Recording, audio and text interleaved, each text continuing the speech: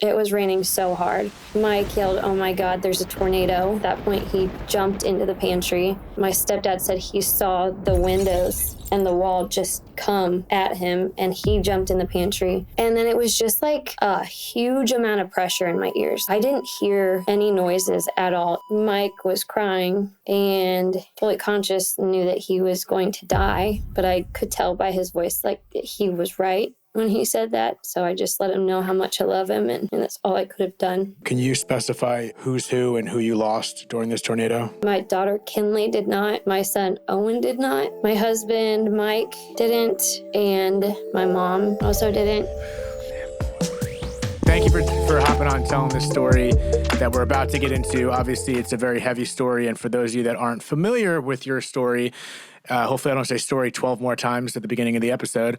But I would love for you to, explain what happened to you a couple of years ago in your hometown and with the tornado and whatnot, and wherever you feel like starting to kind of, set the tone. I would be honored. So it was actually my parents moved to Iowa, to Winterset, Iowa, and built a home on some property up there. And so we were just visiting for the weekend.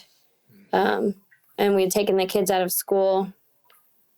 Or no, we just didn't send them to school on Friday. So to have like a longer weekend with my family. So we went up Friday morning and got there. It's about 3 hours away from my house. So got there and hung out and played in the woods and did a bunch of fun stuff and played games that night and cooked dinner together. And then the next day is when it happened. We woken up, and I woke up my mom early. I'm like, "You're going to do a workout with me and then we'll have breakfast." So we did that. And then my mom and I were playing a board game at the table, and it had been raining off and on. And our plan was to go see the alpacas and feed them. And I know the kids like to do that. So we found a break in the rain, went and fed the alpacas, stopped by the grocery store on the way home, and it was just pouring. It was raining so hard, but there weren't any bad weather warnings at that time. It was just a storm. And the weird thing is, before we left the alpaca farm, I had this really strong feeling that I wanted to go to Des Moines and see my aunt's new home. Everybody else was just no, let's go back to the house. Let's make food. Let's play games. Let's hang out. And so we did that. And on the way back, Mike was joking, but kind of serious. He was like, "Let's stop and have margaritas, and then we'll go back to the house after." And I was like, "Well, they have Brysen, so we need to get back to the house." So we went back to the house, and I really don't think we were there that long before we gained the knowledge of the fact that there could be severe weather. So my mom, being a very prepared person, she was like, "Well, let's find a spot in the house that we can all go in case we need to." So there were a couple spots that we thought, and we thought the smartest place would be under the huge staircase right in the middle of their house that went from the main floor to the upstairs. And we were like, well, under that staircase, it's a very strong staircase, that's going to be the safest place. And I remember there's parts of it that come to me over time that I didn't remember before, just talking about it. I remember there being a bunch of big cardboard boxes of china, because they had just built the house, so they hadn't put everything where it needed to go yet. And at one point, my mom and I were throwing these boxes of her nice china because she's like, "I think this is going to be bad." And we're pushing the kids to get further under the stairs so that they're in a safer spot than we are. And I had this blanket that I kind of just threw over everybody just in case anything. I had no knowledge that it was going to be that big of a tornado. I think if it were a smaller one, what we had done would have been enough. But then Mike and my stepdad were just outside the pantry, and you could see all their windows. And Mike yelled, "Oh my God, there's a tornado." And so then I guess at that point he jumped into the pantry. Later on, my stepdad said he saw the windows and the wall just come at him, and he jumped in the pantry. And then it was just a huge amount of pressure in my ears. I didn't hear any noises at all. It was just like when you're in an airplane and your ears are just like full, but like times 10. And it just kept getting stronger and stronger. And then I just felt us like shift multiple times.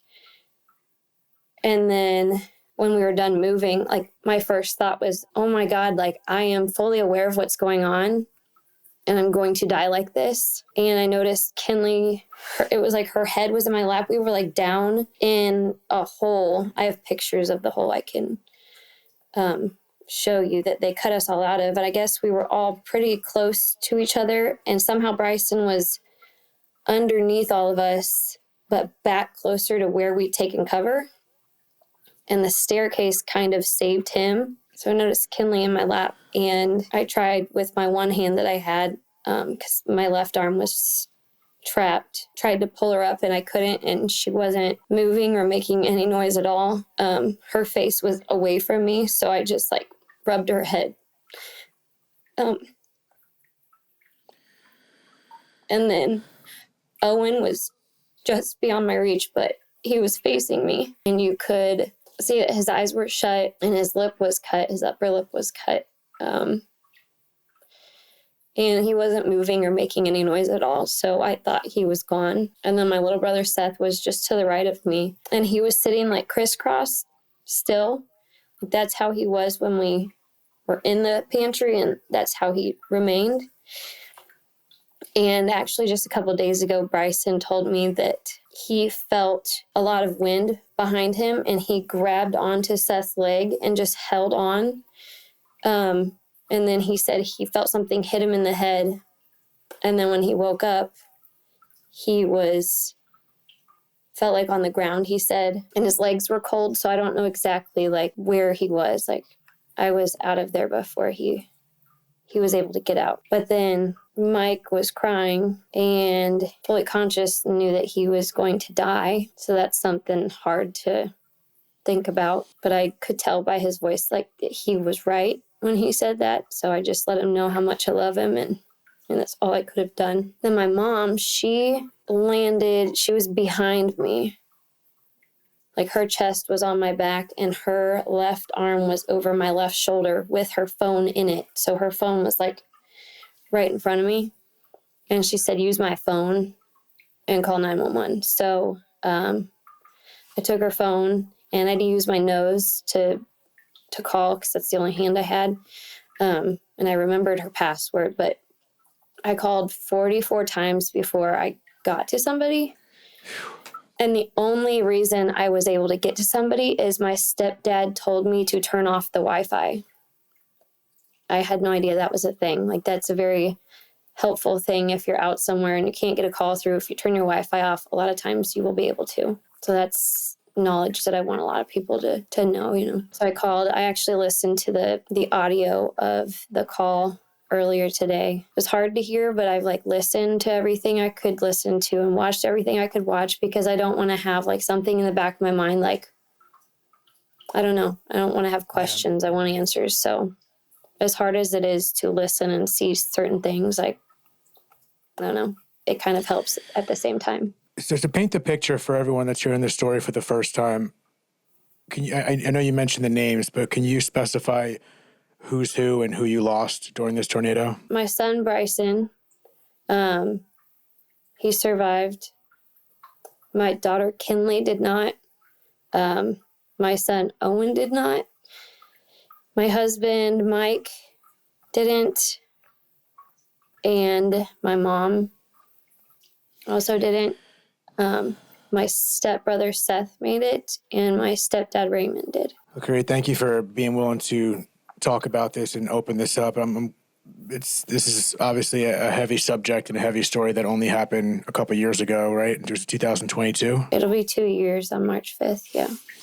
So what is it to discuss this openly and share this story before we get into any more details? Because you mentioned how, you know, listening to the phone call that you made, as graphic as it may be, it did something to you. So what does it mean to you to share this story and reopen this story that, of course, I'm sure still opens some wounds? I just think it's so important to talk about your feelings but also just talk about those hard things, because holding them in, like, it's not good for you. And getting them out is hard to do, but there's just some sort of like sense of relief when you can get it out and share it and not keep it in and just let it like fester in your brain with, you know, all the feelings, like getting it out to certain people, especially. Like a lot of times people have certain things to say about it that kind of help you with like a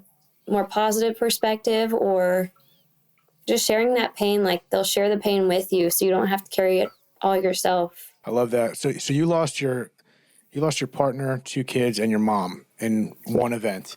And then when you mentioned, you know, getting help and finding some sort of positive perspective, what is that positive perspective 2 years later? The way I haven't shared this, but for like the first year and a half, I relied heavily on people to make me happy and drinking. And then I was just mad. Like I was just angry. And then I realized like my son's watching me, and I don't want him growing up thinking that those are the types of things that you need to be relying on when you're going through a tough time. Like, so I've completely changed my lifestyle, and I exercise a lot. That is like huge. That's my medicine, because they tried to put me on medicine and everything just made me feel not myself at all. And I couldn't feel those hard feelings, happy feelings. Like I just didn't feel anything. So I'd rather feel those hard feelings and deal with them by talking to people and exercising. And then just having faith again. Because if I didn't believe that I would get to see them again, I don't know if I'd see a point. I don't know. So I'd say my perspective on it now is just like,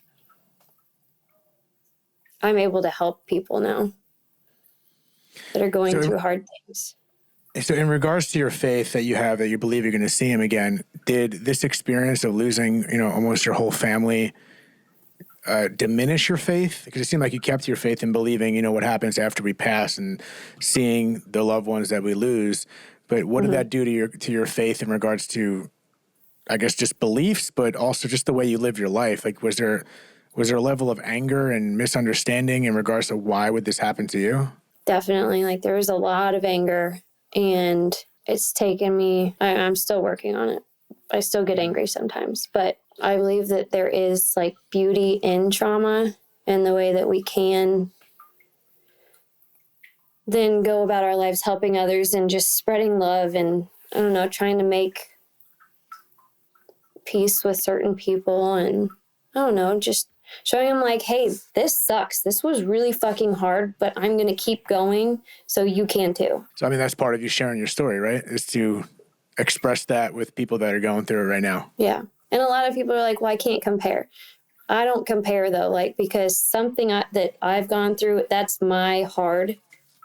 And then something that somebody else has gone through, that's their hard. Like, they don't have to be the exact same thing. You still have the same feelings. That's a good point. I literally just talking to someone about that because, you know, when you look at things on paper, like you losing 2 kids, your partner and your mom in one event, on paper, it's hard to even fathom what is worse than that. But then what you just said in regards to, you know, you don't want to compare people's traumas and experiences, but when experience like your story, as traumatic as it is, hard not to, in the back of your mind, think, oh my God, but look what she's gone through.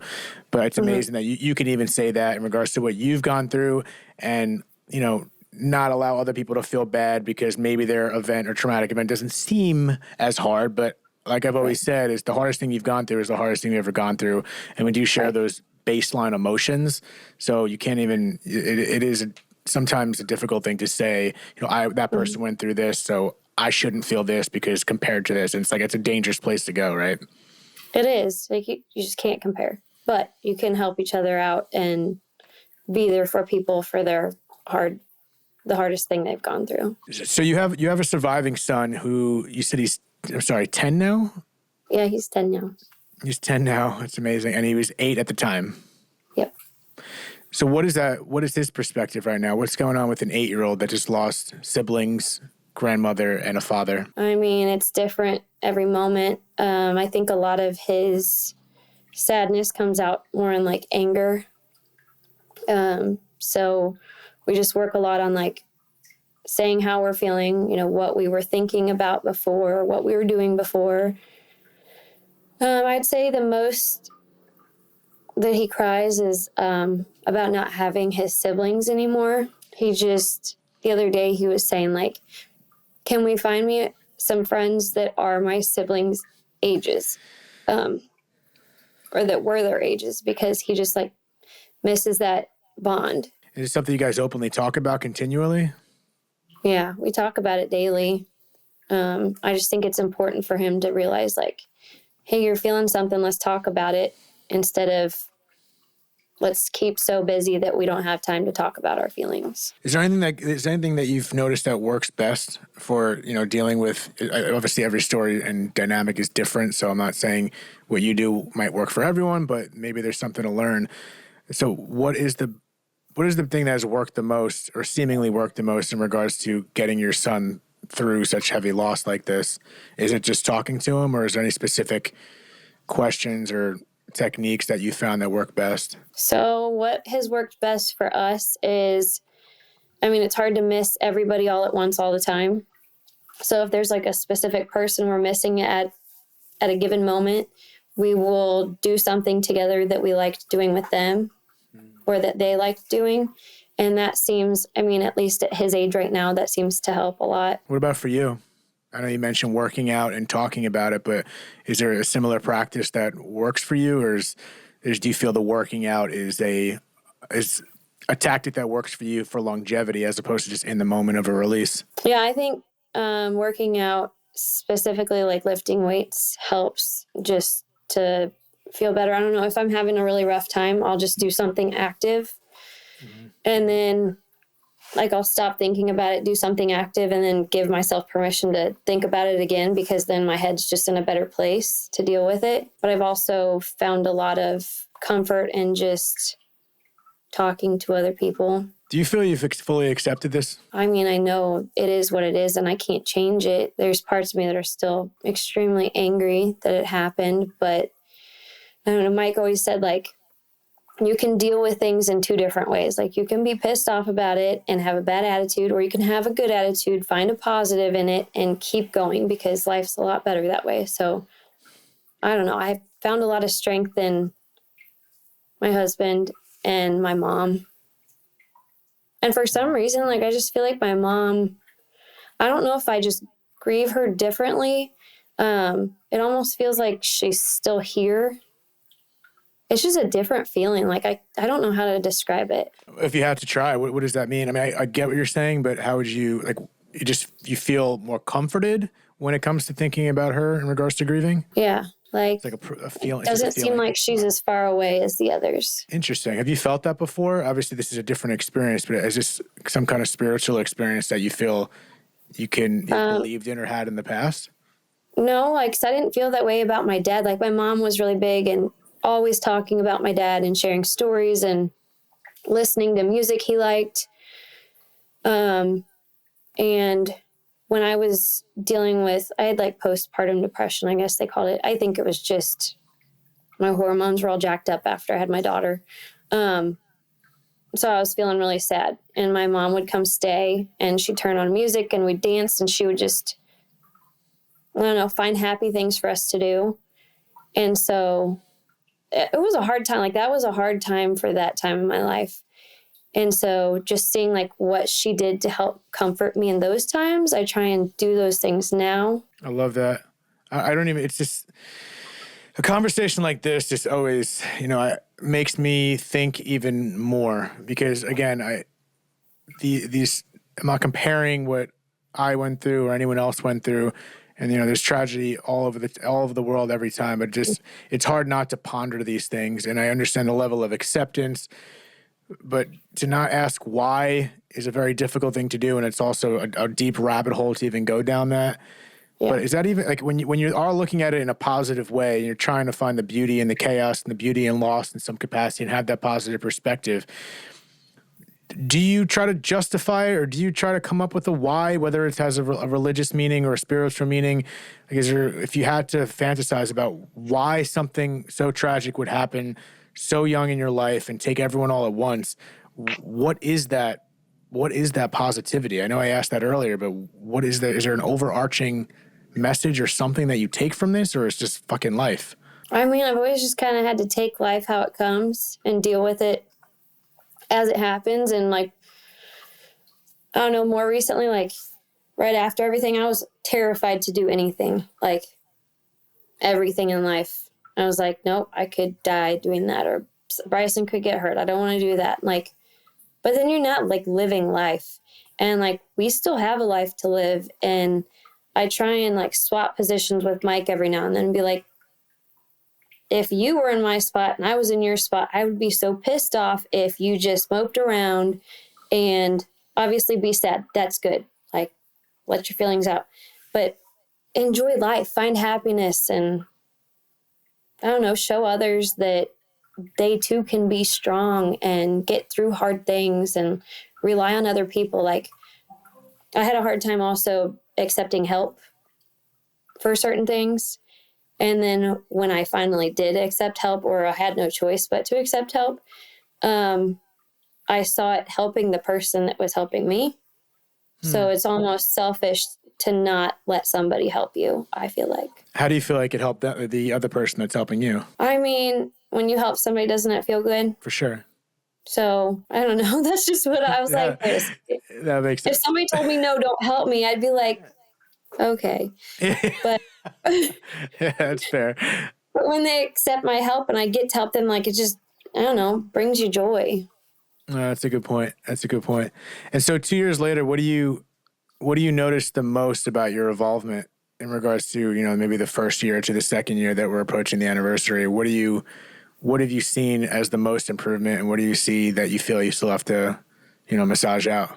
I would say the biggest improvement would be being able to focus on myself and Brysen solely, and being happy with being, I mean, we're not alone, we have each other, but being alone with just us two. I'm happy that I've chosen that because I'm learning a lot more about myself, and I feel like I'm healing more. Oh, man. Yeah. And what is your opinion on this hasn't been that long, but I've had this conversation with other people that have lost partners, and the timeline is different for everyone. But what's your perspective on, considering other love or finding other love in this lifetime? Is that something that you think you're open-minded to, or is there a timeline on that in regards to when you think is right, or you just go with how you feel? For the question to other widows. So I have dated, didn't go great. I wasn't ready. I wasn't ready at all, but you don't know unless you try. Yeah, of course. And so then I was like, maybe I'll try again. And then I started focusing on myself, and I was like, no, I feel happy. Like, of course, if somebody comes along and the time is right for Brysen and I, because it's not just about me, it's about him first, So if something like that were to come along, I would be open to it. I'm happy being just me right now. Amen, sister. I love that. I mean, I think regardless of the situation, I think that's step number one, no matter what, whether you're going through grief and trying to figure something else out, or we're just doing our thing. I think we all got to be happy with ourselves first. And that's the thing I feel like we neglect the most. Sometimes I feel like this isn't a dating show or anything, of course, but I feel like there's this external focus on everything as opposed to just, watering our own grass, and then, the right farmer will come along, is for lack of a better analogy. I don't know why the hell I just said that, but you know what I mean? I don't know what the heck. I'm sorry for everyone that just had to listen to me use it. I just kind of improv there, but no, I think it's an important discussion, because I had another young girl on my podcast that lost her partner, and, there is a stigma in regards to when that process could or should start, and there's no could or should. It's just what feels right and the timing that makes sense for you. I think there is a societal stigma, and oh my God, she's dating now, he's dating now, he found someone. It's just I don't know. I don't think there's no rules to that. It's just when I think people have their timing and their process. You just got to trust yourself on what feels right and what you need to do.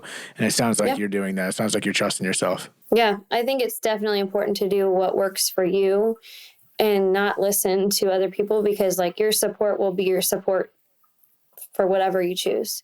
And those are your people. Well, what would you say to people that are grieving right now or are going through it right now and, are right in the beginning phases? Like, is there any words of advice or even maybe summarizing what we've already discussed today in regards to how they can focus on getting through where they're at right now when they're in the heat of the battle? I would say, if I could talk to myself back then, to focus on yourself, find the things that make you happy, and maybe they're just like a temporary happy, but then from there, find the next thing that makes you happy. Like, just keep searching for happiness and talk about it. Like, talking about it was the biggest thing. I remember, I don't know what day it was, like the whole hospital stay kind of all meshes together, but I want to say it was one of the first couple days I explained to somebody what I saw, and it scared me that I had to see that, because it made me think a lot of dark things. So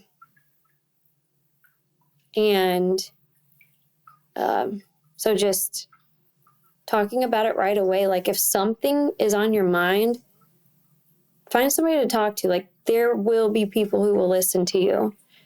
And maybe they don't say anything back, but just saying it out loud, I promise it helps. Like, it really does. I mean, that's why we're here right now. There's the whole freaking point of it. So I appreciate being willing to share this, because it's unbelievable, with the lack of better terms. But just to preface or to follow up on what you just said and what you saw, you're talking about the aftermath of the tornado and like literally the visuals. Is that what you mean? The visuals of seeing, especially Owen. Is that a whole nother processing in regards to, because you were, the aftermath of the tornado and seeing your family there, is that a whole nother process of grief or overcoming the trauma, or do you feel like it's bundled into, just the grief of losing someone, or are those two different things? I feel like losing him has different feelings than seeing his face and seeing bubbles come out of his nose and like knowing that he was gone.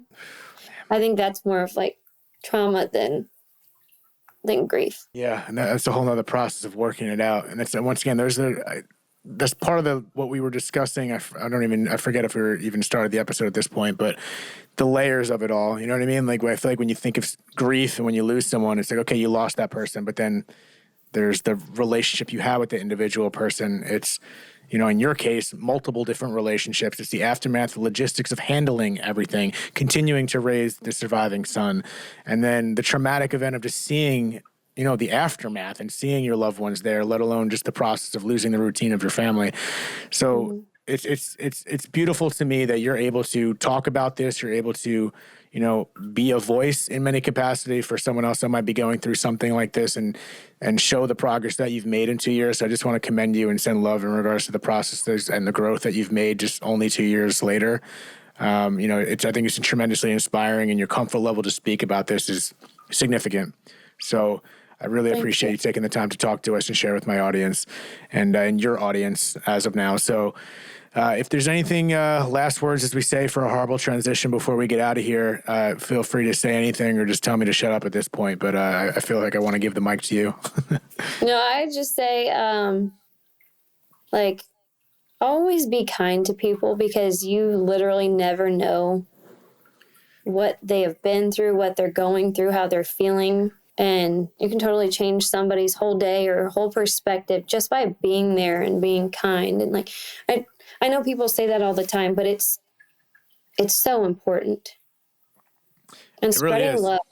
I don't know, I've had random strangers say, I don't know you, but I love you. And I'll say I love you back, because maybe they don't get that, from anybody else. That's so important. Literally what you just said right there. Maybe they don't get that from someone else. And for someone who, may be in a situation of blessed to have that love and companionship and camaraderie with people, I do think about that often. and how blessed I am to have that around me. And then when I think of other people that just don't have that, that's a whole other dynamic of how, I don't know how people get through certain things, because I contributed to so much of the support I've had, and to not have that, I don't know. I mean, that's what I hope, your voice and people's voices I spoke to can contribute to that for people that do feel alone and don't have that. So you can be in the way you live your life every day. Walk into freaking Kmart and just say this. Like today I went to Trader Joe's and I saw the security guy. I just like walked up to him, like pounded him and said, "Good to see you." And I never met him. And I don't know what drove me to, like, I try to do those little things, but those little details, you just don't know. I mean, maybe he washed his hands after and was grossed out that I touched his fist. I don't know, but I think it was a nice thing. And I feel like, those little things add up. And if we all did that, even though it seems so small, it's like if everyone just did that once in a while and just, it adds up. Like that, literally, those things change the world, as silly as that sounds. No, they do. They really do. And also, really I feel like a lot of people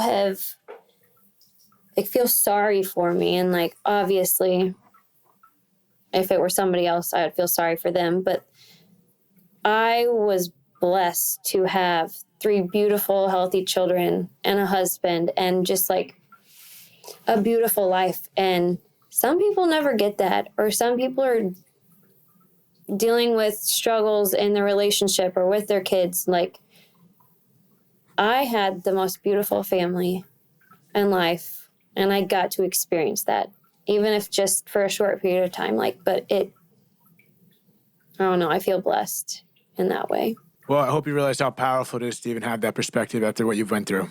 And it's real, you know what I mean? Because that's it's harder to have, even though I think that is the way to go. It is much harder to have the perspective that you have than the other way, because it's so much easier to go the other way. So, just keep that shit up for real. And I want to thank you again for being willing to share your story. And everyone that's listening, I hope you guys enjoyed this episode. And if you learned anything, which I know you did, please chime in the comment section, all that stuff. And until next time, another episode of Dead Talks. Thank you, Kuri. I really appreciate you. Thank you, David. Thank you so much for tuning in to another episode of Dead Talks. Please do not forget to hit the subscribe button and also the notification bell. That'll give you updates as to when we post a new video, more episodes, and more content in general. We are streaming on all the major podcast platforms, including Apple, Spotify, iHeartRadio, Pandora, and all that. And also find us on Instagram at Dead Talks Podcast or www.deadtalks.net. Thank you so much.